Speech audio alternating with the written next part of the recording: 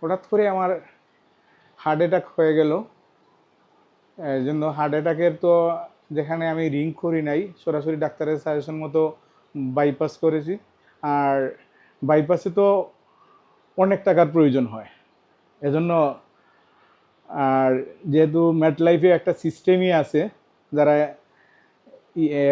বিমা হোল্ডার তাদের একটা সুবিধা দেওয়ার জন্য, মেডিকেল একটা সাপোর্টিং দেওয়ার জন্য ক্লেমের সিস্টেম আছে, এজন্যই আমি ক্লেমটা করি। এবং সবচেয়ে বেশি ভালো লাগছে, ক্লেম করার খুব বেশি সময় যায় নাই। তারা যখন মানে খুব তাড়াতাড়ি আমার ক্লেমটা সাকসেস করছে, যখন আমার টাকার প্রয়োজন ছিল তখনই আমি টাকাটা পাইছি। যখন হেলথ ক্লেমটা আমি এত তাড়াতাড়ি পেয়েছি, এজন্য আমার কীরকম যে